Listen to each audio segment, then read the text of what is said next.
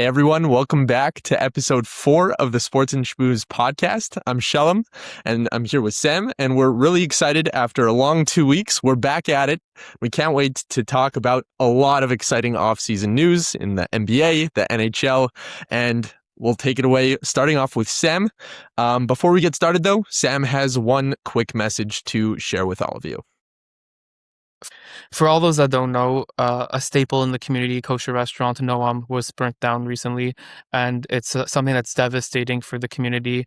And we just wanted to sponsor them for this episode, just to shed light on the devastating events and just to show Noam that the community, the Jewish community of Montreal, is here standing behind you. We show our full support for Noam, and we hope to see their resurgence and recovery as a restaurant as soon as possible. Amen. All right, let's take it away. Sam, you want to start with the NBA? It seems like there's a lot to talk about, and you're the NBA guru. So, what do you have on tab for us today? Listen, we took a little bit of a break recently. I think Shalom and I were a little bit busy, but we're back on the pod now. It's been some time, but since LeBron James has decided to sign the 2-year, $8 million deal with the Philadelphia 76ers, Shalom's hometown is now being represented by LeBron James. I told Shalom, by the way, that he has to go watch LeBron at some point this season. Hopefully, I was telling everyone when I came back for a trip to Montreal, they said, "Wow, you have LeBron now." So I said, "Yeah, he knew I was in town, so he wanted to come by. He wanted to come join the city." Listen, if you could get LeBron to come over for Shabbos, I would definitely I'd love to be there. I think that would Well, be I mean, his relationship with Rabbi Pinto already that's already a few Jewish points for him. for sure. Yeah, I don't know if yeah, if Rabbi Pinto maybe would be upset that he didn't go to Miami, but I think that maybe. but I think that would be a great Shabbos dinner. But besides that point, LeBron signs a 2-year, $8 million deal with the Philadelphia 76ers. First of all, I think many people expected LeBron to sign a 1-year deal. 2-year deal shows that he'll be in the league for 2 more years. I think he made it clear though that he'll be retiring right after that. I'll just give a quick take on this trade. I think it's an amazing trade. I give it an A+ for the Sixers. I think this is potentially the best offseason from any NBA franchise I've ever seen, at least in my lifetime, to acquire Jalen Brown and LeBron James in the same offseason and to give up Paul George and maybe a few draft picks, I think is an amazing upgrade, one that nobody expected. I think that they're now clearly contenders in the East and potentially title contenders as well.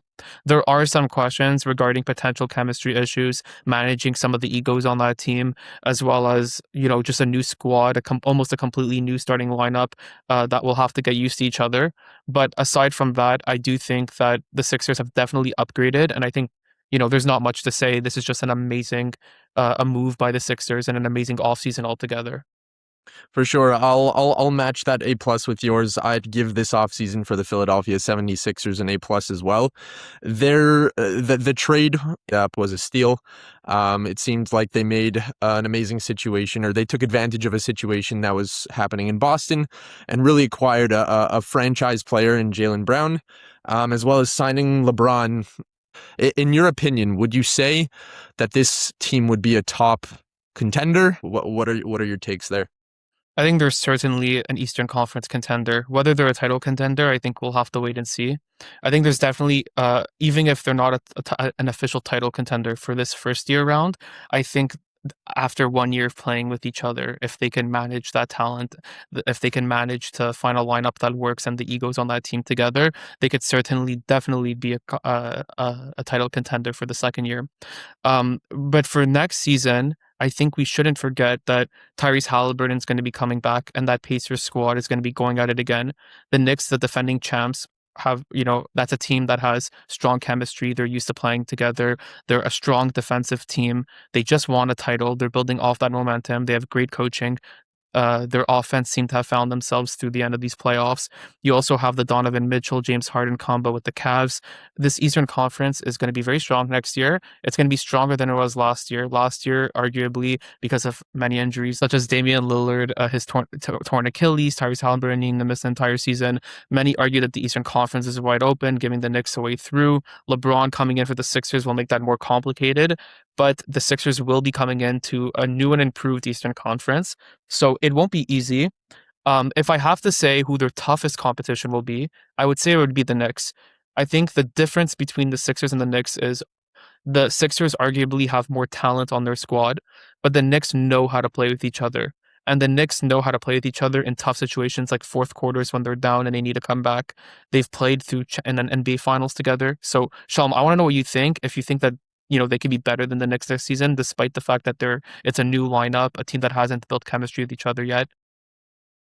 For sure. I agree with you, and I'll just add to your point that you made. I think on paper, the Philadelphia 76ers this year look better than the New York Knicks. However, the Knicks have that chemistry. They have that experience winning a title last season, and they're definitely a team that knows how to play together.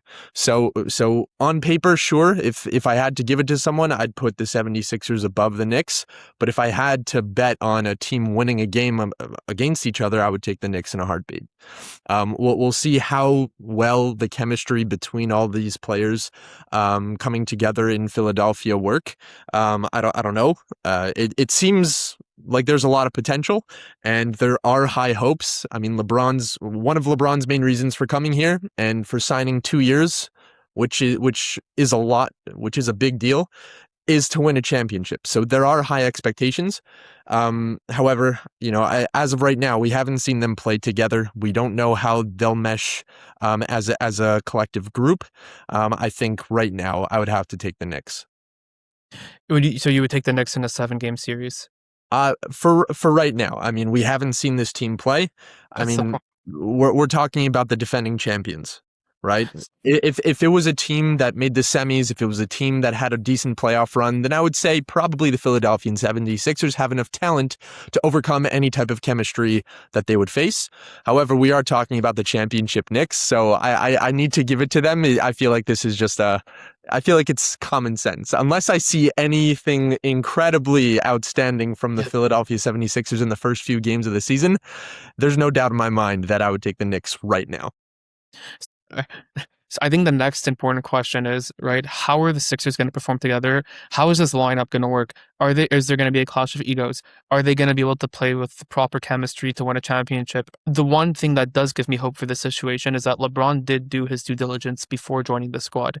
He made sure to confirm that Joel Embiid won't be injured next season, even though that's obviously not guaranteed. He did make sure to speak with Jalen Brown and Tyrese Maxey regarding, the very obvious problem of 3 ball dominant players being on the same team. So he did do his due diligence to make sure that he wasn't putting himself in a bad position. That's not a guarantee, but I do think it's promising. I don't know what you think, though. I mean, I think you touched base on that one point that I wanted to emphasize, is that the one thing, in my opinion, that would be a problem for the Philadelphia 76ers is having tons of injuries. Having a big man like Joel Embiid injured throughout the season, having a player like LeBron who is known to taking a few games off during the regular season for rest or whatever it is when he doesn't technically need to, I think that can put a damper on the Philadelphia 76ers season. It can definitely make an impact on the standings by the time playoffs come. And again, when you're dealing with a conference that's so strong, the Miami Heat are going to be an incredibly strong team this year. You're going to have the Milwaukee Bucks with a young talent like Tyler Hero coming into their mix, who may very well shock the Eastern Conference. You're going to have the Pacers with Halliburton rejoining again. You're going to have a lot of strong teams, so every game, every point counts. So in this case, if you have players in your system that aren't fully buying in, are getting injured, that can definitely put a damper on your season. Do you think if Joel Embiid, let's say, is suffering from injury throughout the season and can't be available, do you think they don't stand a chance of getting out of the East? And I wouldn't say obviously, they don't stand a chance. It's a good question. I don't think they don't stand a chance, but you're losing one of the top big men in the league. Now, I don't think they'll be able to face. I think they'll be able to play against and maybe compete, but I don't think they'll be able to keep up with a young talent, a large team like the Heat. I don't think they'll be able to play against a team with as much chemistry as the Knicks. I don't think they'll be able to play against Carl Anthony Towns. Precisely. Who's going to take Carl Anthony Towns? You're going to be at a huge disadvantage without a player like Embiid. You're not a big team to deal with. You're not to start with. You're not a big team. I mean, your only big man is Embiid. I could be. Correct me if I'm wrong. I mean, Well, he's listen, your LeBron. only impactful big man. Listen, LeBron is a big guy. he's Sure, LeBron's. but he doesn't play Listen, big. He's not a power yeah, he's forward. not. If anything, he's a small forward. I think he's played all 5 positions at one point, right? When the Lakers were incredibly small. Aside from that, he's not a big man. He plays the point. He plays to shift the ball. He's not a big man. He's not playing in the paint. He's not playing strong. I think the biggest question, right, is with Joel Embiid injured, Shalom. If let's say Joel Embiid isn't available and he's injured throughout the season, do you think the Sixers stand a chance of winning a championship? Um, Face value to answer that question, no. You need a big man to get by, like we said, to get by players like Antetokounmpo, Bam Adebayo when they face the Heat, which I think they will. The Heat will probably be an incredible team, especially in the playoffs. When you face the New York Knicks, which I'm sure you will, maybe in the semis, maybe in the quarters, whatever it is, you're going to have to face or have someone match up Karl Anthony Towns' talent. That's just in the Eastern Conference. Then you have the Western Conference, right? You're going to have Chet Holmgren on the OKC Thunder. You could potentially face Wembanyama on the Spurs. You need a big man to have that presence, to be able to fill in that role, to play deep in the paint, to get you those rebounds and buckets down low. I think without a player like Embiid, you don't really stand a chance, despite the talent that you have at the top of the court with your impressive point guards and whatnot. And I think, just to build off what you said, I think that what a lot of analysts are saying right now is that Joel Embiid is the biggest X factor regarding the potential success of the Philadelphia 76ers. For sure. If Joel Embiid is healthy, many people do consider them a legitimate contender. If he's not healthy, I think the consensus right now is that the Sixers will have a very difficult time competing for a championship. Inevitably, if Joel Embiid is injured and he can't last through the entirety of the season and certainly the playoffs, LeBron James will have to be carrying a bigger load. And I think that's exactly what he was trying to avoid when joining the Sixers, because when he joined the Cavs, when he joined the Heat, well, sorry, not when he joined them in the past years, he was the leader and he was the man. And when debating whether to join the Cavs and the Heat again this time around, I think the biggest concern was whether him being the primary option or one of the primary options would actually give them a legitimate chance at this point of his career of winning a championship. I think with the Sixers, he feels a lot more comfortable as a supporting cast player who could help elevate the players around him, like Joel Embiid, like Jalen Brown, like Tyrese Maxey, and certainly like VJ Edgecombe, who's going to be coming into his second season, new and improved. But I think without Joel Embiid, LeBron's going to have to take a bigger role at age 41 would be something that's really difficult. So I kind of agree with you. I wouldn't count them out completely, but I do think that it would be a very difficult thing for them to beat the Knicks and get out of the East, and certainly to win a championship, considering the fact that a bunch of players are coming back and all the talent in the Western Conference. For sure. What I will say though, this can be up for debate, and just to argue that point, I don't think he went to Philadelphia to take a back seat. Mhm. I think he went there specifically because he believed that they have all the pieces to shape a championship team, to build a championship franchise. And with him in the mix there, I think that was his reasoning for, this is my best shot to go get one more shot at a championship ring. I don't think he will be taking a back seat. I think, like you said, he will elevate the players around him. I think he would do that a lot better in Philly than he would on a team like the Cavs. I don't think that you can add LeBron to the mix with Donovan Mitchell and James Harden. There's not enough ball to go around, right? But in no way do I think he will take a backseat. I think he's going to be a prominent player who can potentially bring them a championship. Something I would like to clarify is when I say being the man on the team, I mean if there's 1 second left and 5 seconds left and somebody on that team needs to take the game-winning shot, I don't think it should go to LeBron on that team. Yeah, I agree with you. I think it should either be Brown or Maxey, or to 100%. get an easy bucket down low with Embiid, right? I Yeah, mean, I would even give it to Maxey. If you really want to know whose team I think this is, I think this is Tyrese Maxey's team. Now, really. I do think so because Over Jalen Brown I or do over think so. Embiid? Listen, 100% because Really Joel Embiid, first of interesting. all, Joel Embiid, first of all, even when he does come back from injury, he's not the same player. He's still amazing. And especially with LeBron and Jalen Brown coming in, he's going to be playing more in the inside, and his role is going to be more with, concerning rebounding and facilitating and spacing out the floor. Then you have Jalen Brown, who in himself, he has a bag. He's a fantastic scorer, has a fantastic offensive game. But in terms of who's going to be the primary ball handler on that team, who's the best one-on-one player on that team, I got it Tyrese Maxey up there. And I think Tyrese Maxey is only entering his prime right now at this current point in time. If I have 5 seconds on the clock and I got to give it to somebody, I'm giving it to Tyrese Maxey. Now, Jalen Brown, obviously, if he has a good shot, he'll take it. And certainly LeBron as well. But if I have to say who is the face of that franchise, Tyrese has been there for a while already. He's been in the trenches. He's been part of the process, so to say. Jalen Brown and LeBron James are just coming into a new situation. And like we said, we don't know exactly how it's going to play out. I do have a positive outlook for it, but that's my position on it at this point. So I guess my question would be, which jersey am I getting at the beginning of the season? I think you got to get a LeBron jersey. Yeah? I mean, okay. Look. That was my thought too.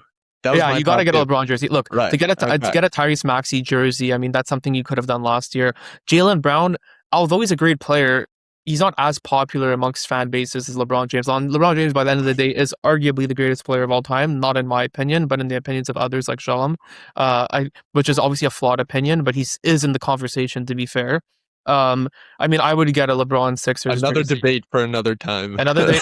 Yeah, we've had this debate already. We'll probably be having it again, but I want to now, just continuing with the LeBron trade, I want to go into who I think are the biggest losers of this trade, and I want to hear your opinion, Shalom. I think the biggest loser in all of this is Stephen Curry, and I'll explain why.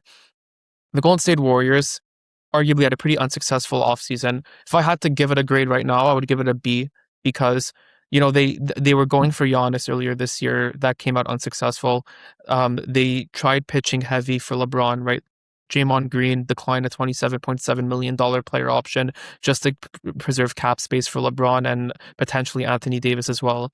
It is true that he re-signed for a 1 year, $27.7 million once LeBron chose to go to the Sixers, but he did, for a certain temporary period. He did delay it, right? He made sure that room would be there if LeBron were to go to if LeBron would have signed with the Golden State Warriors, he would have given up $27.7 million just to have him on the team at this point in his career also.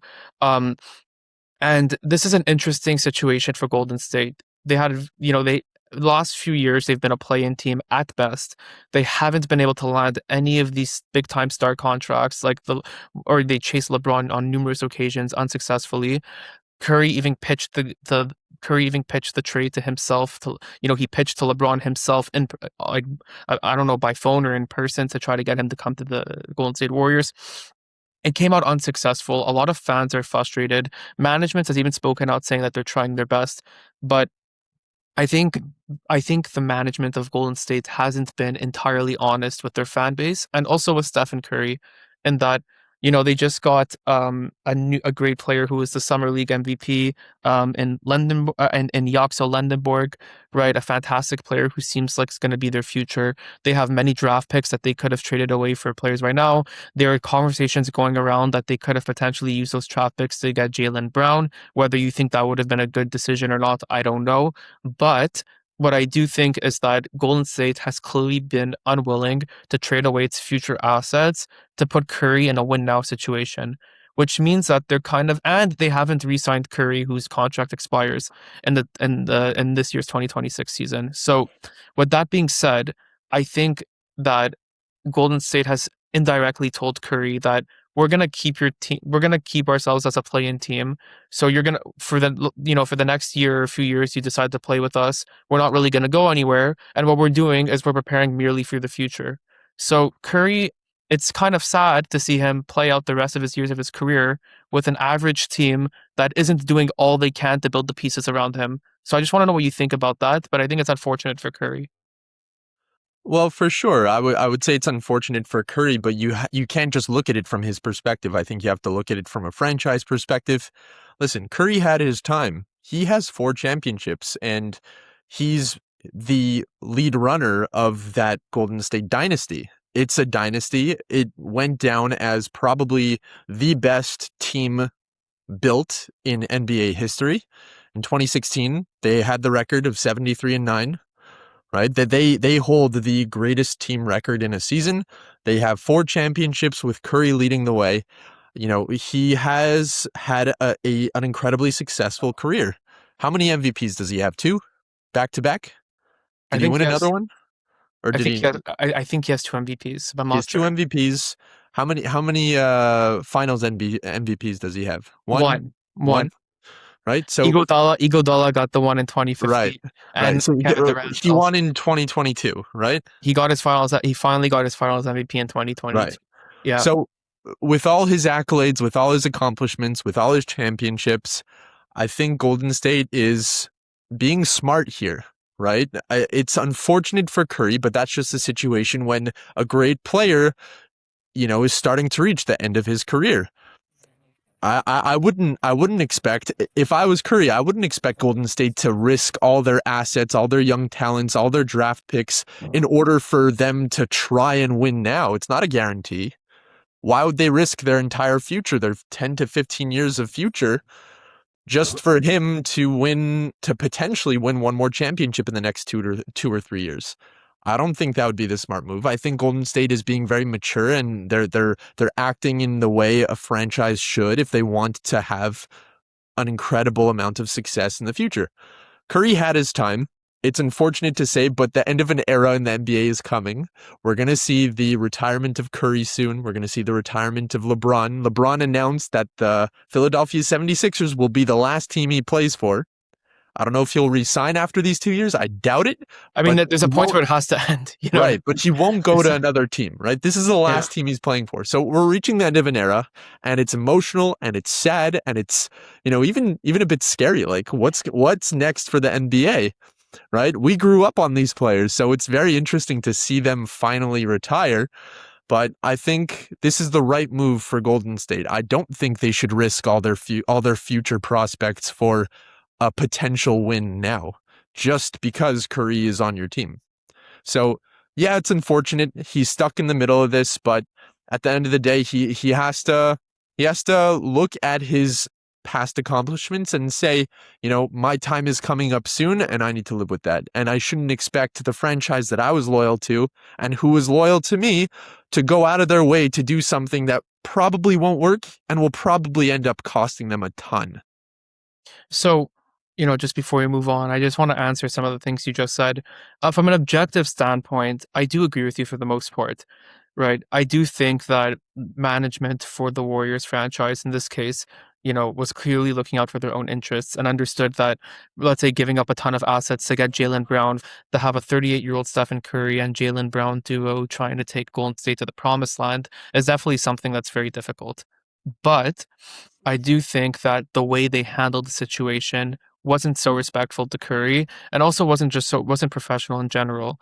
And that, first of all, they have a question of whether they're going to re-sign Curry to go into the 2027 season with the young core or whether they're going to want to completely move on from then. It's more of a question for me of how do you treat a franchise player that has done so much for your organization?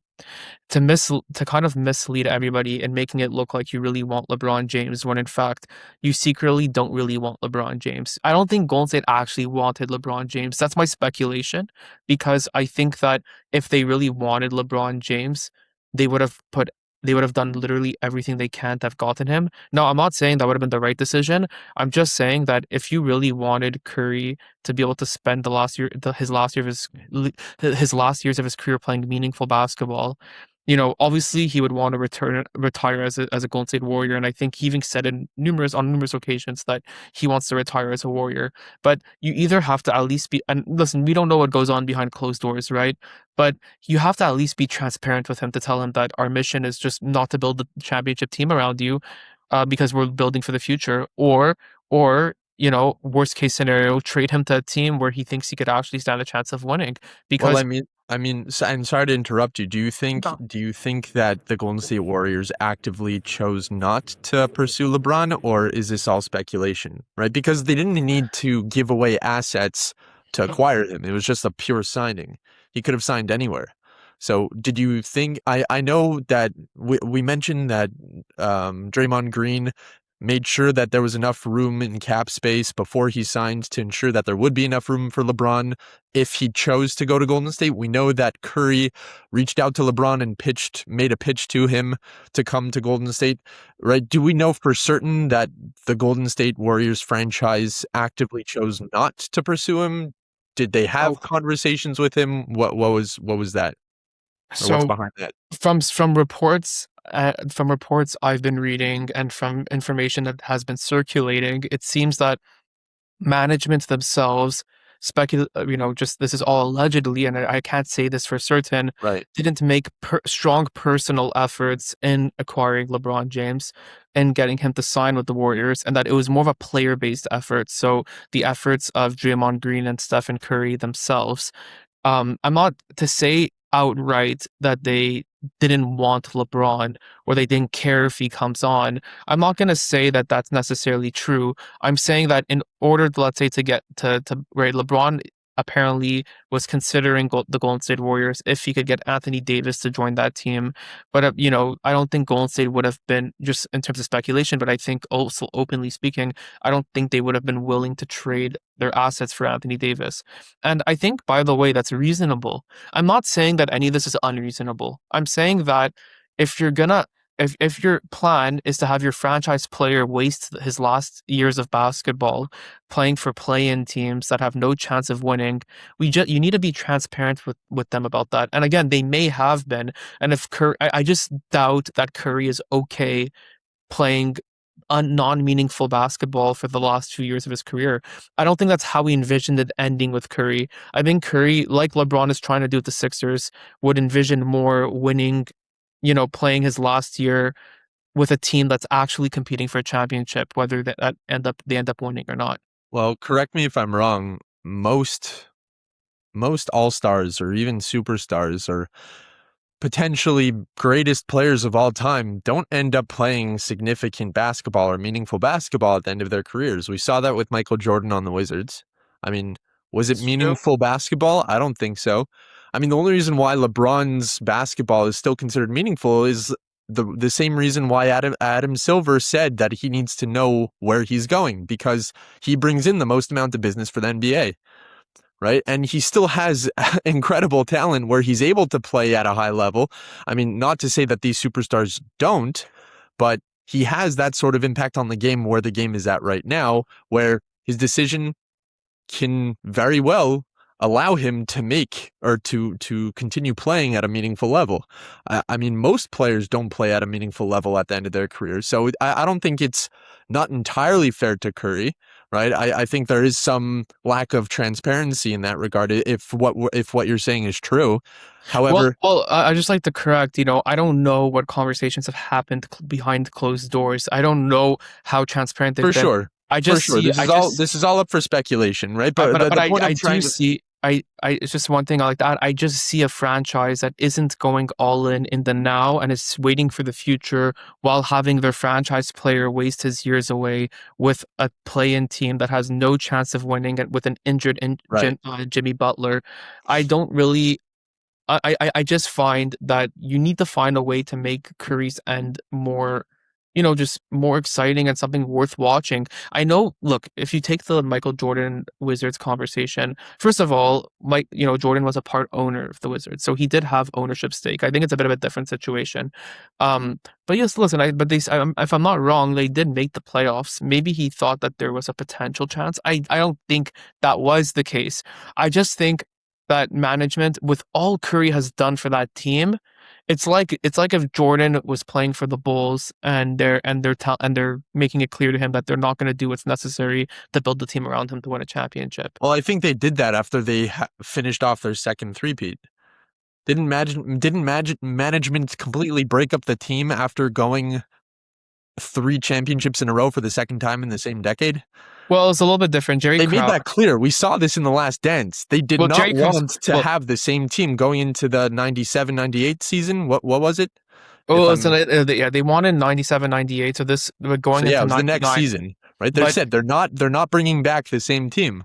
Well, yeah. So I would say it's a little bit I just disagree a little bit. I think it's a little bit different because it was more of a clash of egos. Jerry Krause apparently was very jealous around all the attention, from those three peats going on the players and on the coaching staff.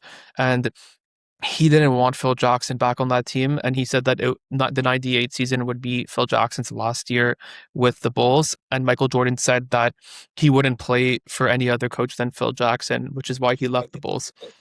So I think it was more personal. I think the thing that makes it more painful with Curry is that he has such a great relationship with the Warriors management. This, whether it be the old one or the new one, right, or the new set of individuals, he's won championships for them, and they appreciate him. And there's no beef, there's no issue with them.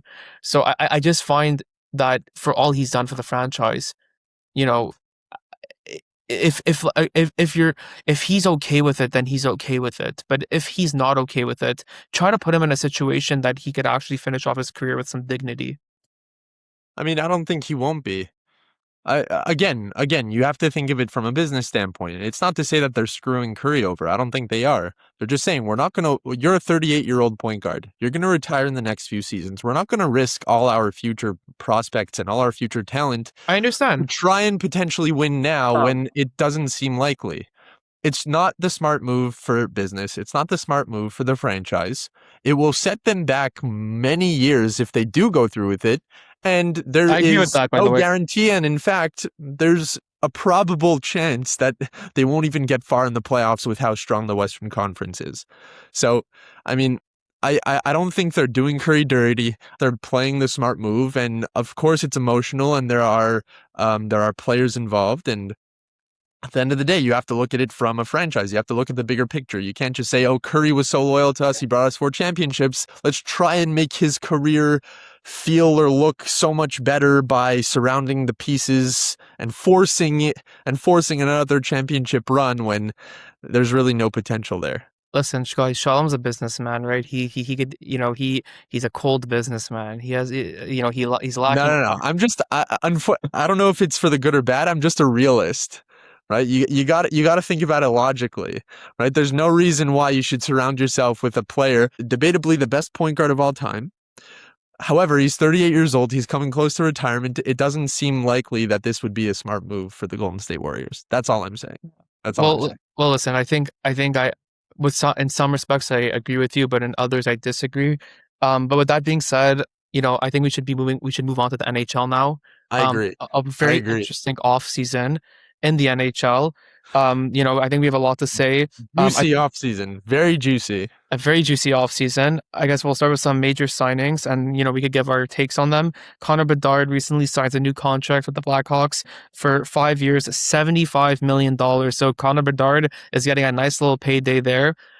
This isn't monopoly money. This is real money, guys. So, first I want to hear, Shalom, what do you think about this offseason move by the Blackhawks? Do you like it? Do you not like it? What are your thoughts? So you'll hear my take about Connor Bedard in our hot takes segment later on in the episode. So stay tuned. Very quickly, I will say, in my opinion, Connor Bedard is very overrated, and with this contract, he's, in my opinion, incredibly overvalued. I know the salary cap is going up, but we also saw this trend with the Chicago Blackhawks with the signing of Bowen Byram, a defenseman who's proven to have some talent and to put up some pretty decent numbers. He's young, he's talented, but they signed him for roughly $12.5 million. And in my opinion, he's not worth that. That puts him at one of the highest paid defensemen in the league, and I wouldn't even put him at a top 10 or 15 defenseman in the league. So we saw that overpriced value with Byram, and we're also going to see it with Bedard now. I do think it was important for them to lock him up because he is an incredible player, and I think that they're going to build the team around him. However, I think they've ruined their chances at winning a Stanley Cup because of how high they're paying their players. So I think I agree with you with some respects. I don't fully agree. I think clearly they're showing a lot of confidence in him. They're showing that they really want him to be the franchise player. I think I do agree with you. This is definitely an overpay. Is it a severe overpay? I wouldn't say that. I think it's, he's still, he still has a lot of potential and they really clearly want to lock him up. Could they have paid less for him? I'm sure they probably could have negotiated a better deal. And I think that confuses me as well. But I do like the confidence that they show in him. And I think that, paying a guy a lot of money could definitely, motivate him to become a great player for the franchise and to really put in the work. But it's a gamble. And because it's a gamble, you know, I can't give it more than a B plus for a grading perspective. You're locking up, potentially your franchise player, but if he suffers from injury or doesn't perform, then I'm just curious to know how the Blackhawks are going to afford all these deals. Obviously, they clearly, if they could afford it, why not? But I don't think it's enough to take them to the next step. But I do think it's nice for Connor Bedard's development to have that veteran leadership around him for sure. So I'll give this a B plus for the Blackhawks. Well, we're moving on to the Jason Robertson signing. He signed Jason Robertson for the Dallas Stars, signs a 1-year, $12 million contract with the Stars. Shalom, what do you think about it?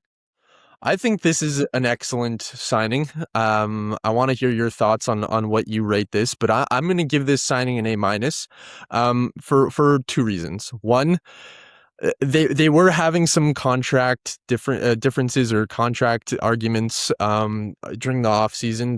They I think they filed for arbitration, but they ended up signing a 1-year term, The a Kirby 1-year Doc deal. move. Yeah, yeah. At the end of the day, I think he got the value he was looking for while also signing with a team that has proven to be a force in the playoffs. Unfortunately, they had an early exit this year, but their division alone was so strong with Minnesota and Colorado. I mean, it was a toss up for both series in the Western Conference in that regard. What I will say though, I think this is great for the Dallas Stars as well for Jason Robertson. It's a great two-sided agreement where Jason Robertson was chasing the money, and I also think he's also chasing a championship team. If Dallas proves that they can go far in the playoffs this coming season, I think he'll re-sign for a longer term. And if not, I think he'll go to a team that will provide him the value while also giving him a real shot at a Stanley Cup. They are a promising team. They're one of the best teams in the league. And I think this is Robertson's way of saying, I'm going to give this team one last shot. This is Dallas's way of saying, we want to invest in you. Let us prove that we can get over that hump and bring the cup to Dallas. I don't fully agree with you. I think this is an amazing deal for Robertson himself. He's making $12 million for one season. It's a lot of money. He definitely got his bag, and he's an amazing player, potentially an 100-point player for next season. But I don't think this is a great trade for Dallas, and I'll tell you why. They had some, right? They signed a 1-year deal. 1-year deal is very short. After that 1-year deal, there's the risk of him becoming an unrestricted free agent and leaving for potentially nothing. If he does play well, and if he does want to re-sign with Dallas, it's going to cost him more because just the way it works with star players, when their contracts expire and when they meet expectations, in order to re-sign them, they're going to have to make more money. So for committing for $12 million in a season, but only for one season, means inevitably that if he, even best case scenario, he does decide to choose to stay with the Stars, they're going to have to sign him for even more money, right? And now we're starting to reach, close to the $15 million mark where Connor Bedard's at, which is just, it's getting absurd, right? We're seeing a trend now where star players are making an absurd amount of money in the NHL.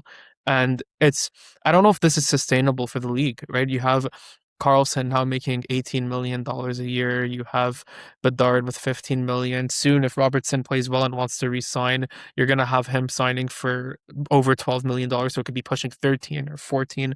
And I also just think this places a lot of pressure on the Stars to keep him, right? Either now you don't know what's going to happen next year around, and you're kind of you're just postponing that uncertainty for another season. It's always better to lock up your Stars for a longer period of time. So if I had to give this a grade for, Dallas, I would give them a C on this one. I don't think it's a great deal for them. You don't think there would be a potential trade before the deadline where he would be traded to a team that he wants to go and given an extension at the trade? Well, this is the thing, right? These are all hypotheticals. When I'm grading the off-season moves, I'm strictly grading the contract, assuming that they're going to be staying for the season.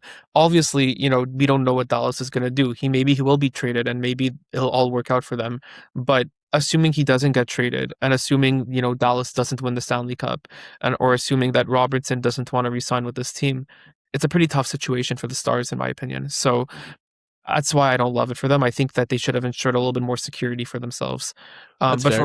But for Robinson, I do think this is a great deal, and I think that he got his money, and for him, there's only more opportunity to come after this contract expires. So Right. he's in a great position. So I think that there's a big contrast, in my opinion, at least, between the franchise and the player in terms of the outcome of this trade. Moving on with that, moving on for the next trade, the next off-season move. So Macklin Celebrini signs a 5-year deal, to make $18.8 million a year, for the San Jose Sharks. It's a lot of money. Shalom, I don't know what you think. Do you think this is an overpay? What do you think about this signing? Mixed emotions. And I feel like we're gonna clash on this a little bit. I think he's an incredible player, and so you needed to sign him for a big contract with a big sum of money, and they definitely did. He's now the highest paid player in the league. Again, this is one of the 4 franchises that I will be talking about later on, where I truly think that they've just thrown away their Stanley Cup chances. Not to say that he's not worth it. You can't sign a team that will bring you home a Stanley Cup with a player that's taking up a fifth of your salary cap. It doesn't make sense. It's never been done before, and this isn't the recipe you would want to have going in when you're trying to build something special. What would you grade the trade? I would grade this signing. Listen, he's definitely worth a large contract. If I had to put a rating on it, I'd probably give it a B minus. It has nothing to do with Macklin Celebrini. It just has to do with the salary cap. No way on earth is a team ever going to win a Stanley Cup with a player with that large of a contract. It doesn't make sense. It doesn't add up. You can't have one player, and we saw this with McDavid, right? He made the finals twice. He lost twice. You can't win with talent alone. You need a strong core. You need a strong talent pool in order to bring home a cup. Well, I think I agree with you a little bit in that, this is a lot of money. I mean, is he the highest player in the NHL right now? He is, yes. So, he's the number 1 paid player. But however, the contract is only kicking in next season. He's still okay, under an entry-level contract. He's getting paid, I okay. believe, just under $1 million this year. So Leo Carlsson's replaced as the most paid player in the NHL at this time. Correct.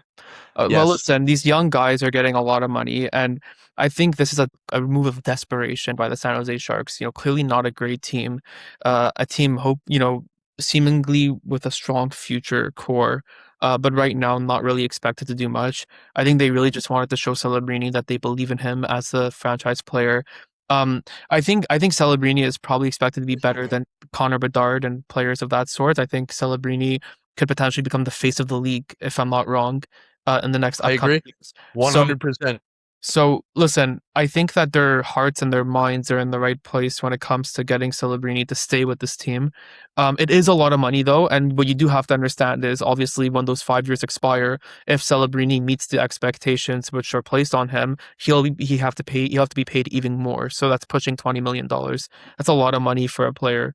So obviously for Celebrini, I'm giving him an A+ for him because I think that 5 years, you're not too overcommitted to this team. That's a heavy rating right there. Well, for Celebrini, Okay. I'll give it an A+. Okay. Because we'll think about it through Celebrini's perspective. Let's say it doesn't work out with the Sharks. You're 19 years old, he said.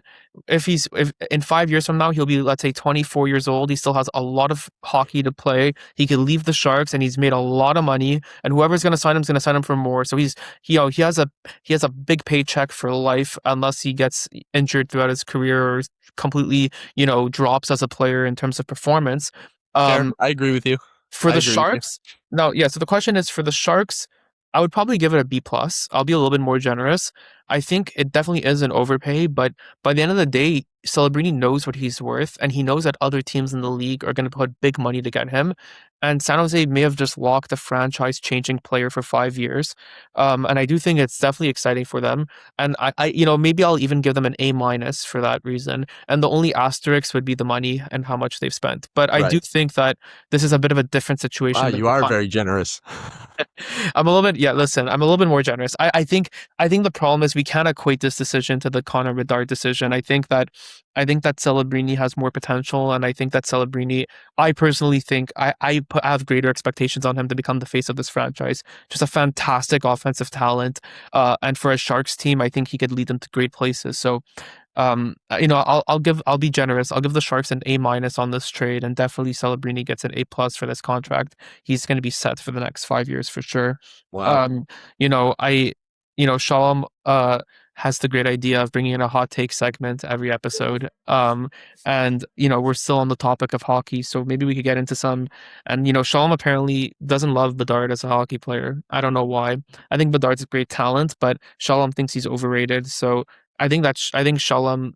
I think you're wrong. I don't necessarily agree. I wouldn't call him an overrated player. I think he's full of potential. I also think that he has a lot more hockey to play before we could put a label on him. Historically speaking, when we look at players and we use the title overrated, it tends to be somebody who doesn't perform the way they should have performed in the years that should have been their prime. I don't think Bedard is in that place yet, so I think it's a premature title. Will he get to that point where we can call him overrated? Probably. But now with Patrick Kane being able to mentor him, signing a big contract with the Hawks, I think he has all the motivation he needs to become the player that that we expect him to become. So I think it's way too premature, and I don't think it'll happen. I mean, the fact that he hasn't reached the heights that people expected him to reach, I would say that would define being a bit overrated. Not to say that he won't reach them. I just think right now you can't compare him to players like that. I disagree, man. I just don't. I mean, stats speak for themselves. I personally don't understand the hype. I think there's a lot of potential, right? However, as of right now, I can't put him in a player class that's shared with Connor McDavid, I wouldn't put him Macklin there either. Celebrini, I Nathan would. McKinnon. Well, maybe Celebrini. I wouldn't put him. Maybe in Celebrini I would, but I wouldn't put him in the Connor McDavid class as well. But he hasn't played enough hockey. He hasn't played enough hockey yet. Well, I mean, Macklin Celebrini is compared to McDavid right now. Well, Celebrini's different, but Celebrini's generational. I don't know if I wouldn't call Bedard at this moment generational, but I think that. I agree with you, but To say about overrated, a lot of people in the hockey world are saying that he's Chicago's franchise player. He's their future, which I don't disagree with. However, they put him on a pedestal on the same level as players like McDavid and Celebrini. Oh, well, I agree. You shouldn't be doing that. I agree with it. He's not at that caliber yet, but he's not overrated though. Okay. Fine. Well, I guess we can agree on that front, where you can't compare him to players like that just yet.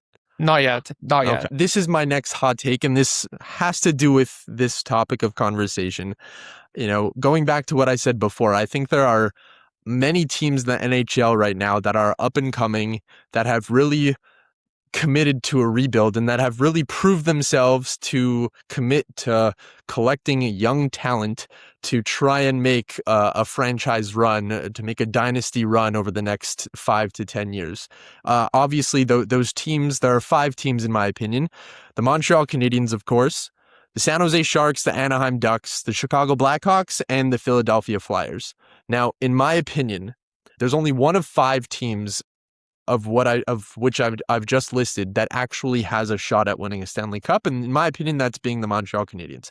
It's not a biased opinion. I'm simply saying that because I do think San Jose, Chicago, the Anaheim Ducks, and the Philadelphia Flyers have all taken on the trend of signing players for an exorbitant amount of money in anticipation for the salary cap increase.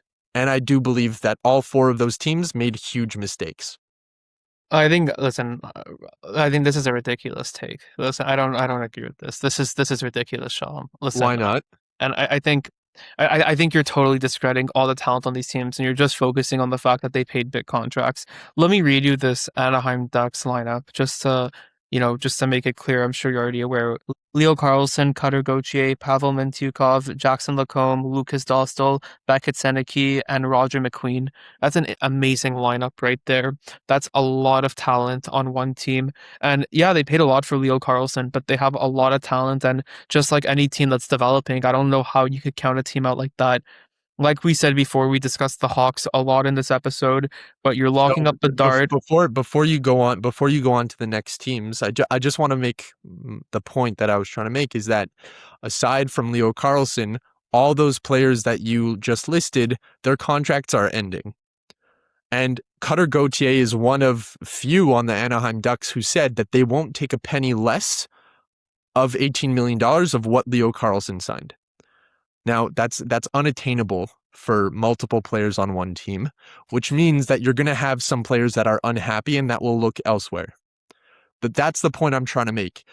Having a young talent is incredible, but sustaining it and making sure that all of them stay under the proper value is very, very difficult. And when you set a precedent, right, by signing Leo Carlson, by signing one of many great young players at an extremely large number, at an extremely large salary, you risk losing a lot of that young talent.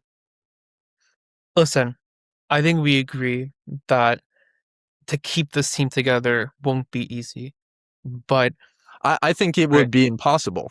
I don't know if I would say I'd take it a step impossible. further. Listen, I don't think Cutter Gauthier will stay. listen, who know? I'm just saying from the time being, right? Because you said, right, we're talking about the teams as they're constructed, right? Right now, this is a team that just I mean, sure, as they're constructed, but also within the next 5 to 10 years and their likelihood of winning a Stanley Cup. Listen, you don't know who's going to take pay cuts. You don't know how they're going to manage their salaries. And even if one or two of these players are dropped, you still have a very strong core. I just think to summarize it, I still think it's a strong core. I don't think to completely cut them out, I think is a little bit ungenerous. But I think also, right, and I think, but even from this team alone, right, because Anaheim is loaded with talent, and you're right, it might be difficult to manage it all, but even with teams, for example, like the San Jose Sharks with Celebrini now signing a 5-year deal, right, who may become an MVP level player, along with that young core of great players around him, and that, right, if they could keep those guys, obviously these are hypotheticals. We don't know exactly who's going to stay and who's going to go, but I'm saying is if you could keep that core, yeah, when Celebrini and those guys start to reach their prime, of course that they could compete for championships. And the same goes with the Hawks with Connor Bedard, and who's going to be mentored by Patty Kane for a few years, and who will probably get some pieces around him.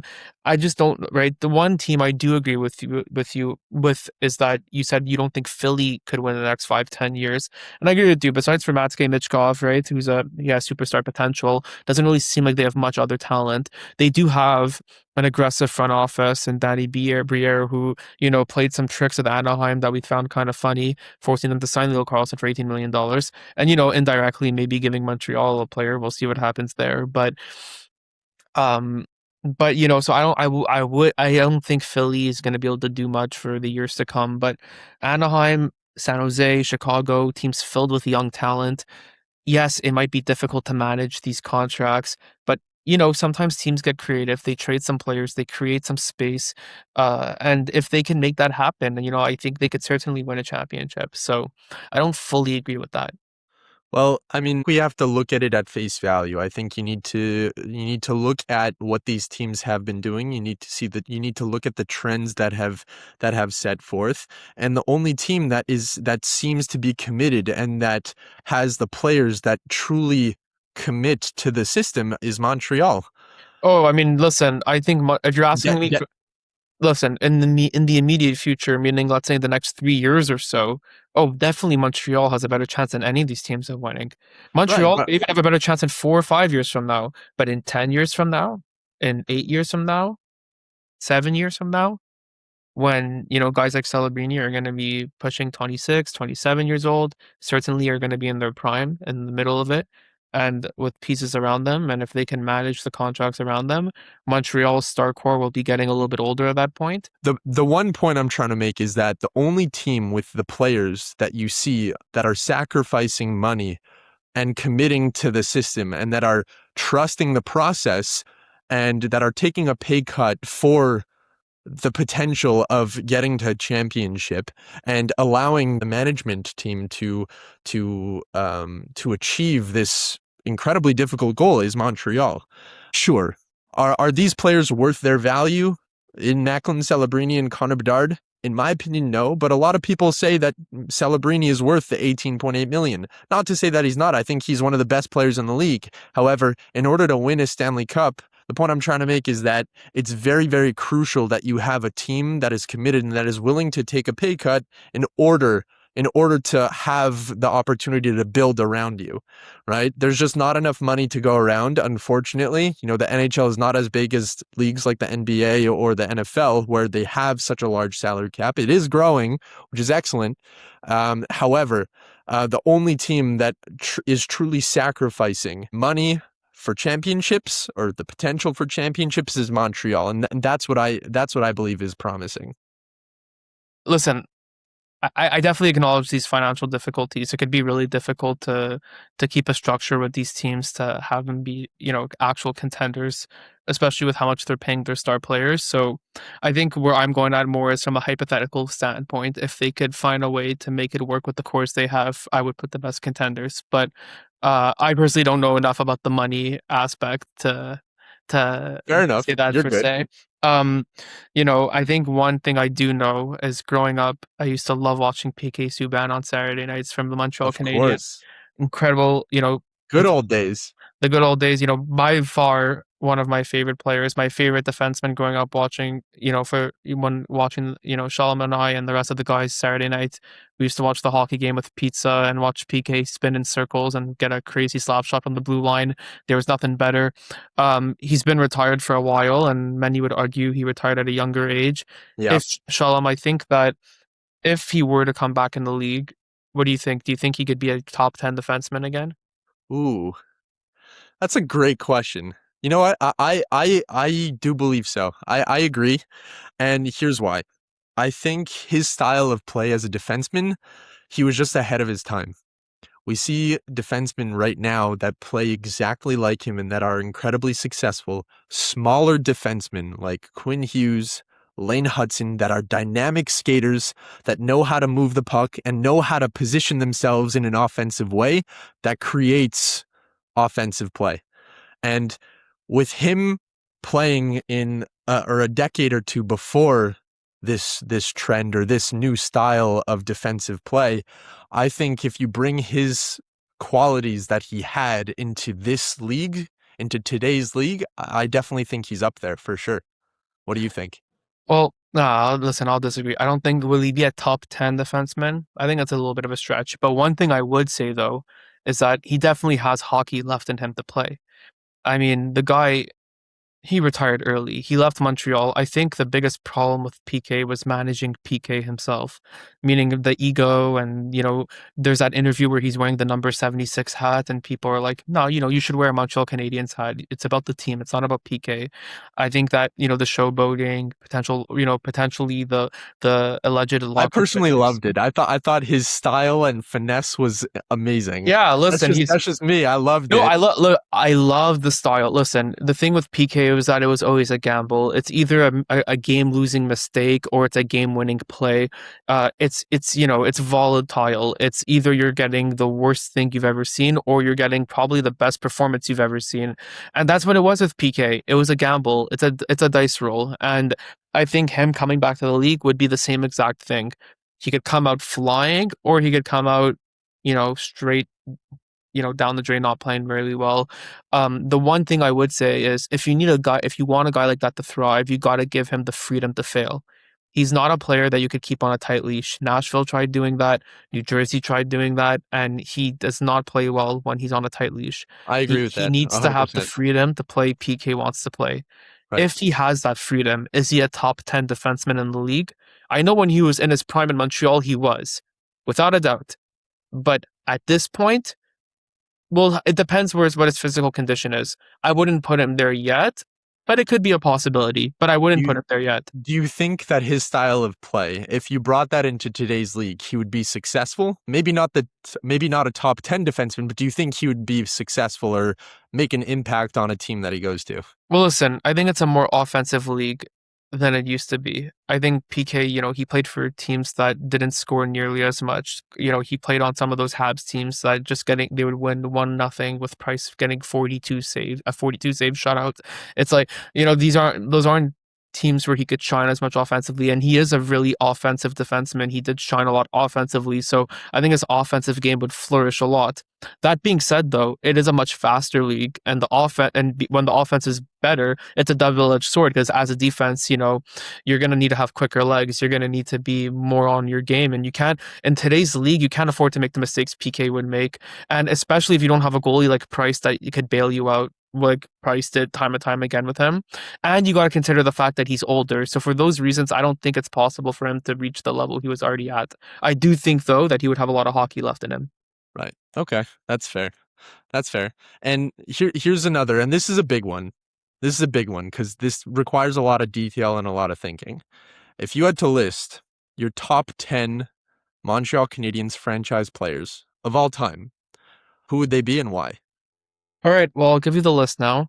I prepared a list here. You did. First Wow. off, I got to start with the famous Rocket Richard. I don't think it's debated. One of the greatest scorers of all time. Just an all-time Montreal Canadian, an all-time player that's done so much for the franchise. We literally named our, the farm team, the Laval Rocket, after him. And I don't think it's a debate. I also got to put Guy Lafleur up there. Potentially one of the best offensive talents I've ever seen. He had the lettuce, the hair, won Stanley Cups with the team, a fantastic offensive talent. I don't think it's a debate either. Larry Robertson, by far one of the strongest defensemen I've ever seen. Probably the best defenseman Montreal's ever had. We talk about guys like PK, but they're nothing, and compared to Larry I Robertson. agree with that 100% for sure. Now I got Patrick Roy in there. Patrick Roy is, he's an emotional guy. He has a temper. He could be a little bit erratic, but with that being said, just as bad he could be that way is as good he was as a goalie. I don't, we talk about modern day goaltenders, but not many compared to the great Patrick Roy. And my list has 4 goalies. I'm also gonna add Jacques Plante, and I'm gonna add Ken Tridon. 2 all-time goalies that did a ton for the franchise and contributed to Montreal's great history. You got to put them on there. I think that, you can't go without them. The great Jean Beliveau. I don't think it's debate. Jean Beliveau is So far, my list is the exact same as yours. okay. Right now, we're in pure agreement. I feel like this list is on par with my take as well. I mean, I'm loving it so far. Do you have Doug Harvey and Bernie Geoffrey on? I have Doug Harvey on. I do not have Jeffrey on. Boom boom. You don't have Boom Boom Geoffrey on?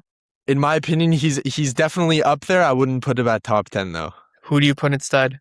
Well, finish your list and then I'll compare.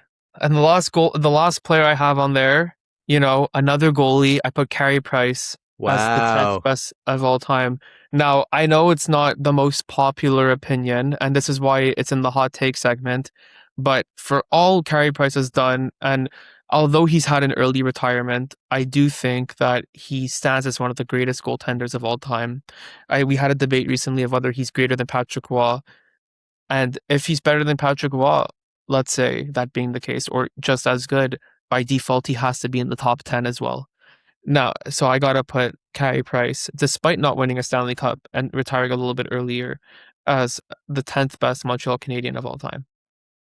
Very fair. I think just to add to that point and to refresh our memory along with everyone else's, I think we came to the agreement that Patrick Roy for the franchise was better just because he brought home a few cups and, overall he did more for the franchise than Price ended up doing. Obviously, 2 very different teams at each time period.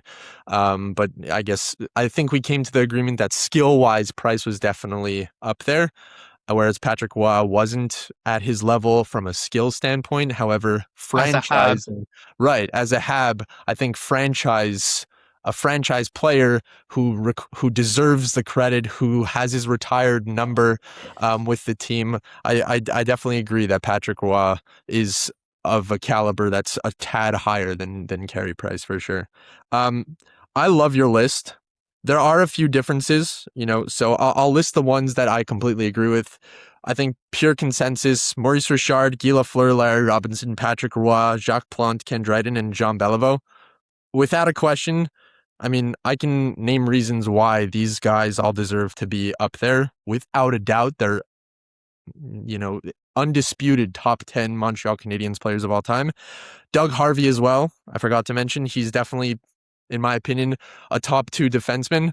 He's won, I think, either 5 or 6 Stanley Cups during that 1950s, 1960s run, when they were just shooting Stanley Cup championships out.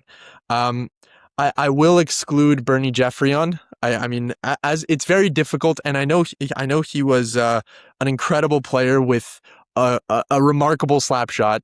I do have to give Henry Richard a spot on this list.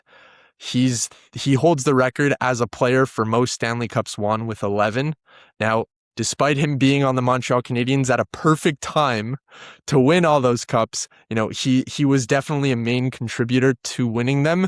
He's also one of the best point getters for the franchise. I believe he has over 1,000 points.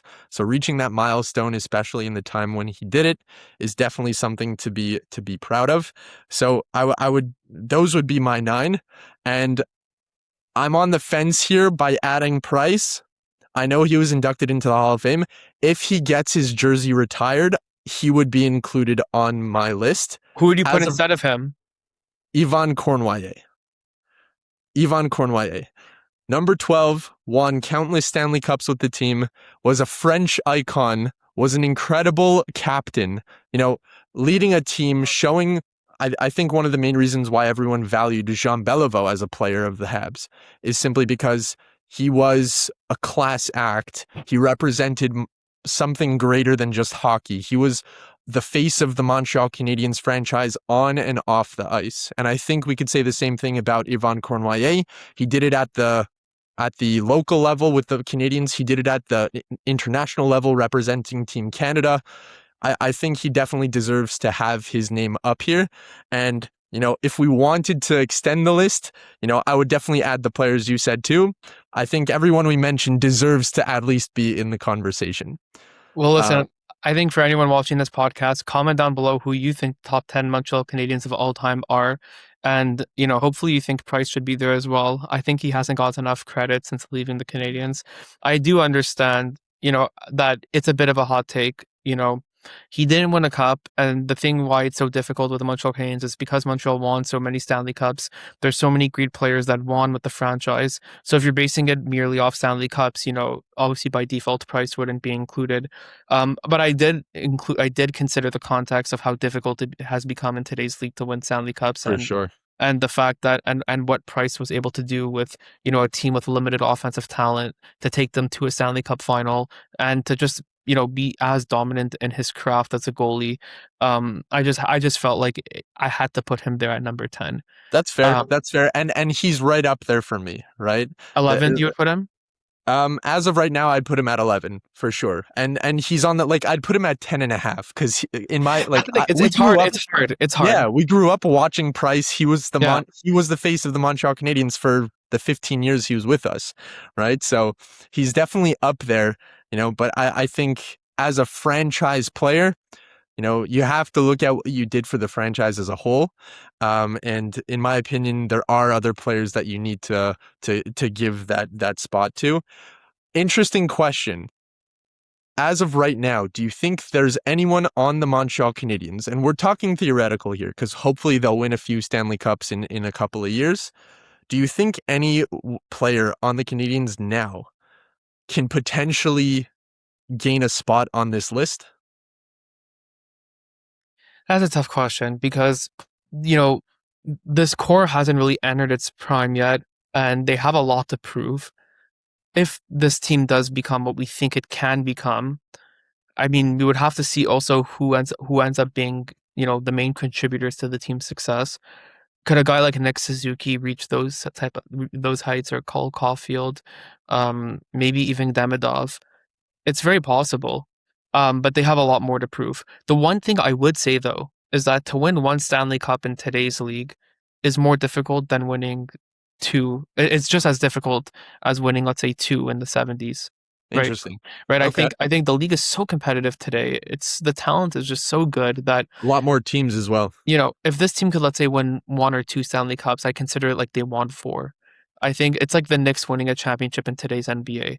I think that it's something that's so difficult to do that if they could pull it off, these guys are, they're legends for life. They're Habs legends for life. And whether you could put them in top 10 could start, and let's say they each win two with Montreal. I think it could start becoming a conversation for sure.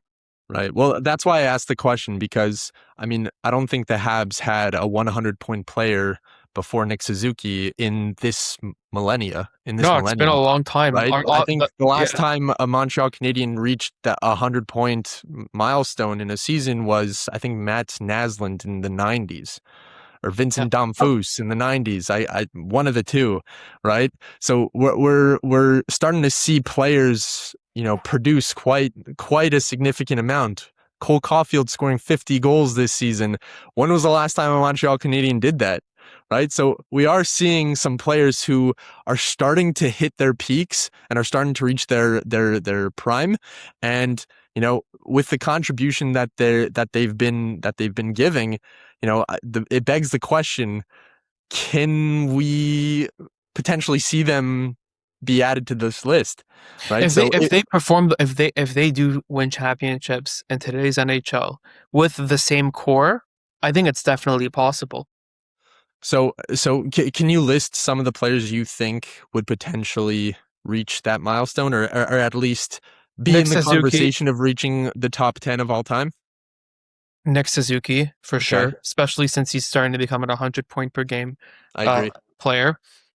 Cole Caulfield, if he continues scoring the way he does, and if he starts to perform better in the playoffs. Maybe Lane Hudson if he gets to I that agree as point. well.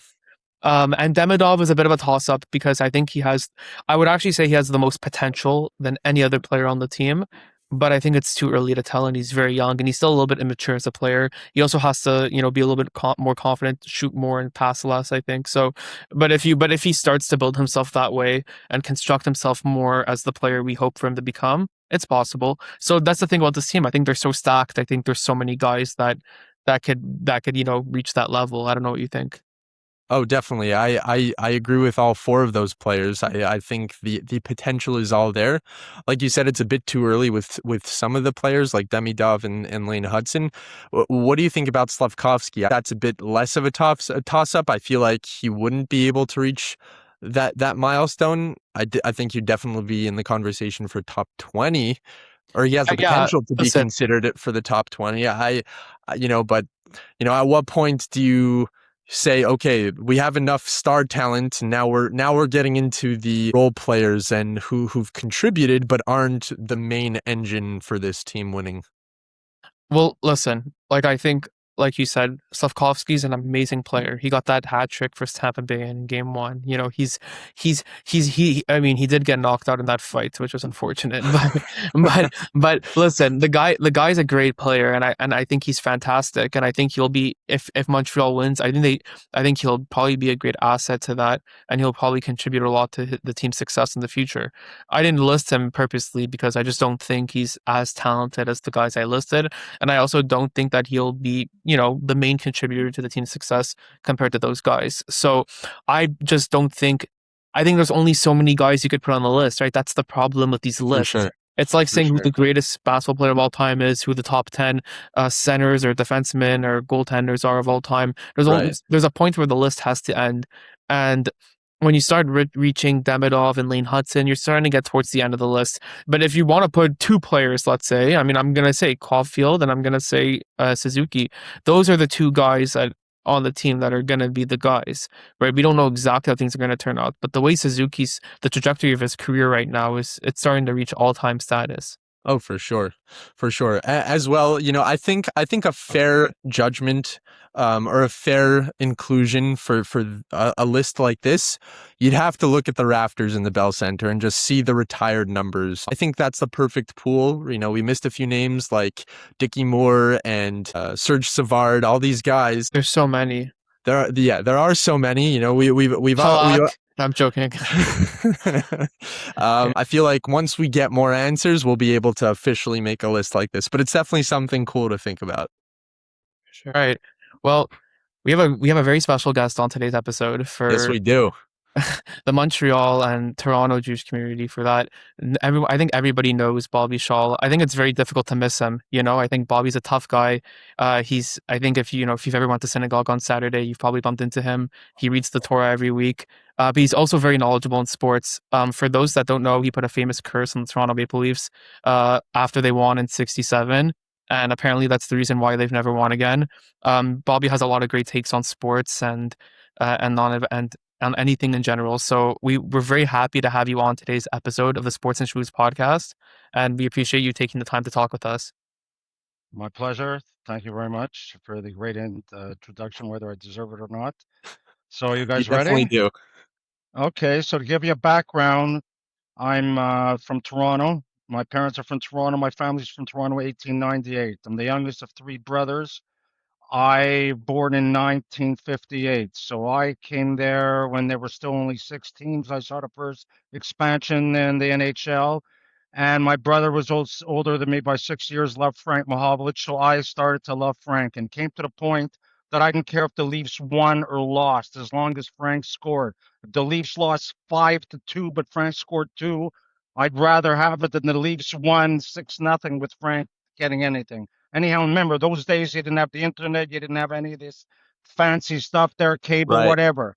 So I'm in Toronto, I'm watching Frank, and I'm a purebred Torontonian. The point is that Frank, number one, came in the league in 57, 58, the same year as Bobby Hull. And although I'll admit Bobby Hull was better than Frank, I admit what it was, although Frank was great up for sure. Frank won the Calder Trophy that year, won the Rookie of the Year against him in 1962. Everything's going beautiful.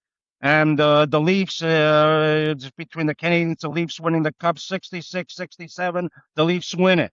Then you have the 67, and already you have Punch Imlach and Harold Ballard, the Makshamam, that always cursed Frank and called him Frank Mahalovic and was like terrible.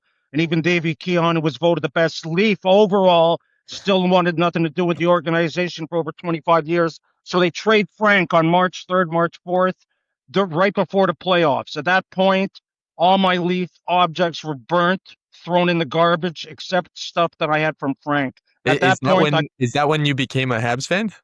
No. Excuse me. He was traded to Detroit.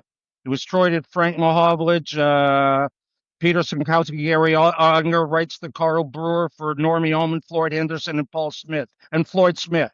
So Detroit, he was great. They were giving him respect. He was with Alex Delvecchio, Gordie Howe, Peter Mahovlich, his brother, who was used to play in the OHA on the Hamilton Red Wings. I used to watch him in the younger days. Yeah, Detroit was great to him, and then eventually ends up in Montreal. But the point is that he goes from Toronto to Detroit. So where am I going to watch the Frank again? I'm never going to see him. Going on radio, listen to Foster Hewitt at 11 o'clock in a buzzing radio, forget it. So at that point, the curse was put on the Leafs, and I said they'd never win the Cup again. Remember, they just won in 66, 67. There weren't 32 teams then. Anyhow, for my 50th birthday, I got this picture of Frank Mahovlich. I don't know if you can see it, but there's Frank holding the cup in 67. It says happy number 50, Bob. The curse is over. Question mark. Frank Mahovlich, 27, Hall of Fame, 1981. Even Frank is aware of it. You want to honor Frank and you want to honor Sittler, number 27, who I say he was excellent also. So what do? You can make a presentation, you give a photo, but what instead do? They hoist it up to the roof. And then to me, when it's hoisted up to the roof, it means that it's, no, you're not going to see that number again. And then who do we see? Shane Corson, an ex-Canadian who went over to the bad side and is wearing his jersey. So, I mean, what kind of disrespect is like you're spitting in his face? I agree. I mean, come on. So at that point, it was extended till the end of time. I absolutely agree. You have Shane Corson wearing his jersey after it was retired. I mean, that's such a It was busha. hoisted. It was hoisted, Right. which is a sign of retirement. You know what Right. I mean? I mean, come on. Bobby, just as you gave the Leafs a curse that they'll never win again, could you give the Habs maybe a blessing that they I'm not a blesser. I'm not a blesser. Don't Are think you that I only- curse. I've only done 3 or 4 curses. But why, Three- well, Bobby, why is it that you're only a cursor and not a blesser? Why can't you be both?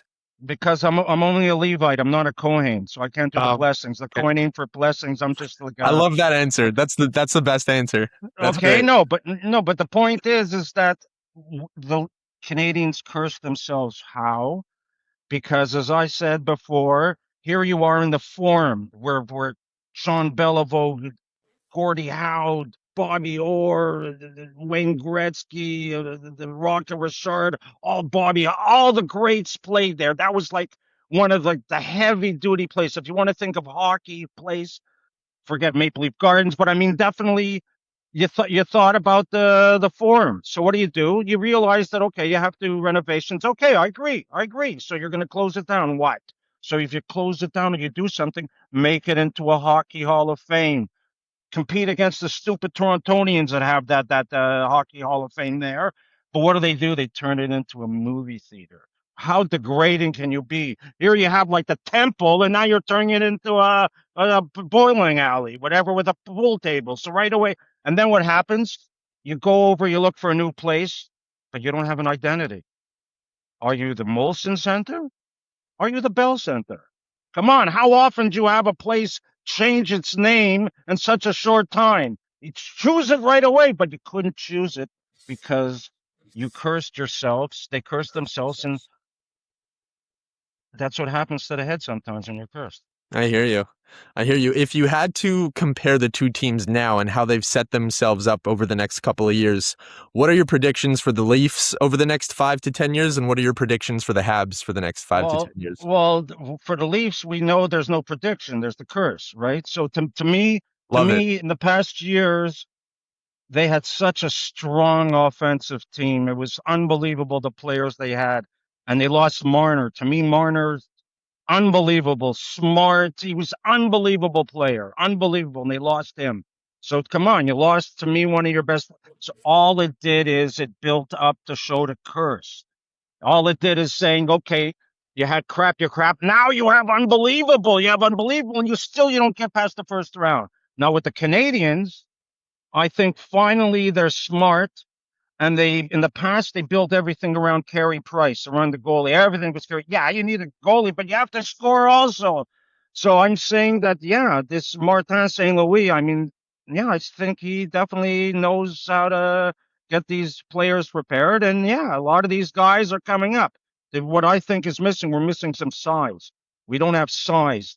Because at the end of the day, you play the bigger guys, they're going to knock our guys around. You need one of the two of the big guys.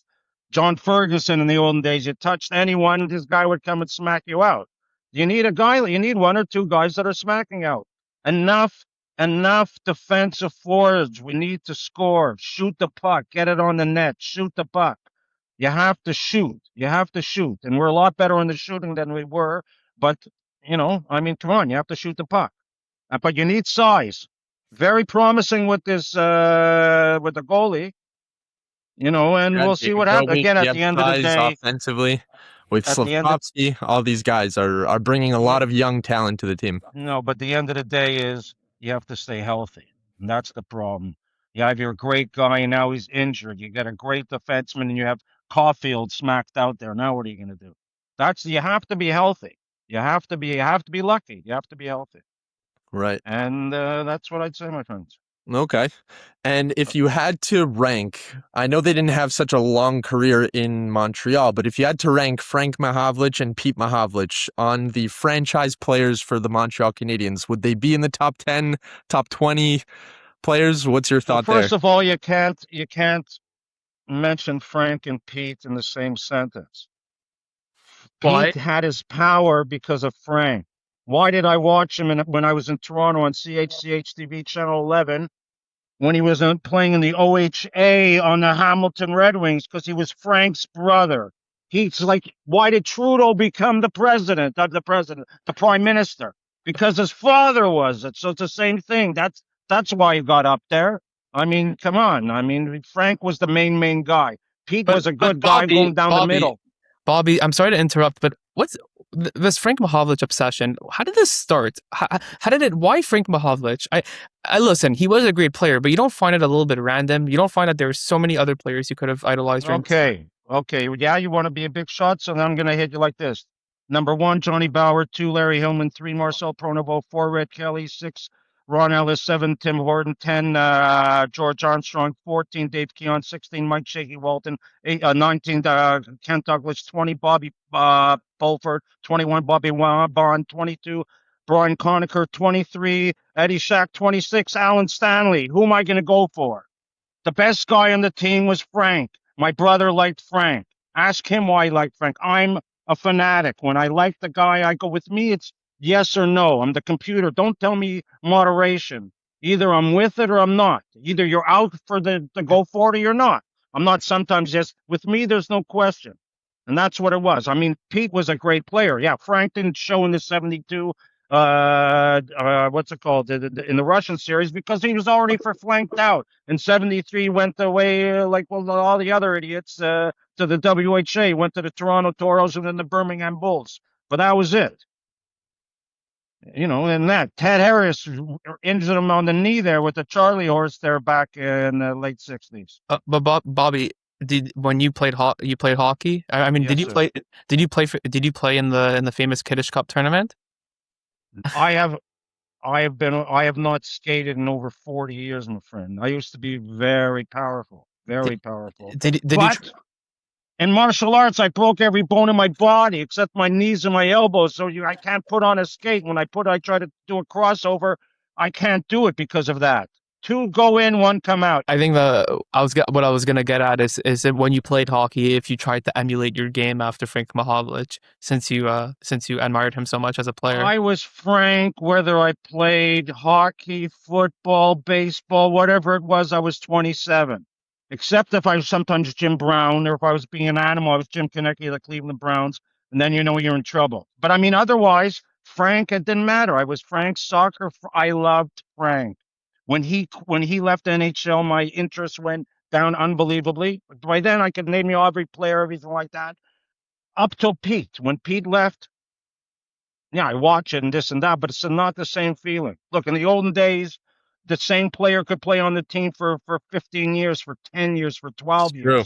Even if you stayed on for 4 years, which was short, they change so often, you don't know who they are. And again, a question with these names. I'm sorry. The Mammoths. What is that? A high school team from Delaware or from New Jersey? What kind of stupid name is that? The Mighty Ducks. What are you, a duck? Why don't they call them the Mighty Bugs Bunny Rabbits? Why don't they call Elmer Fudd? I mean, come on. Have some respect where you're going into it. You're going in. You don't want to be called a duck. I don't care if you're good or not. It's a stupid name. I love that take. Thank you so much for joining. Pleasure, my friend.